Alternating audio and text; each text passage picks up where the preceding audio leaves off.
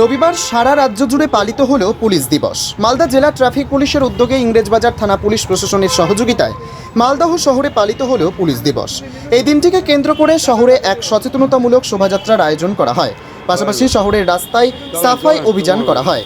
এই শোভাযাত্রা মালদা শহরের বিভিন্ন রাস্তা পরিক্রমা করে, পাশাপাশি সাফাই অভিযানও করে। শহরের বিভিন্ন রাস্তায় ঝাড়ু হাতে দেখা যায় পুলিশ আধিকারিকদের।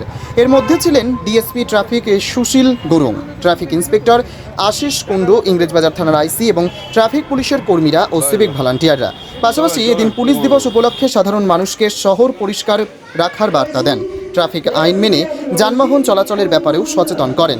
এই সচেতনতা শোভাযাত্রা শেষ হয় রথবাড়ি মোড়ে।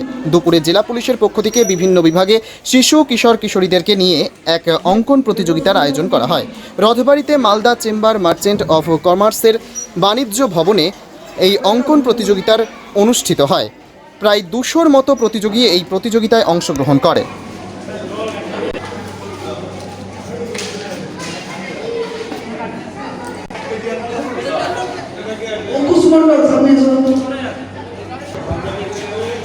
सृष्टि का दिन, सृष्टि सामने एसो, भयंकर तो सामने एसो, चंडिका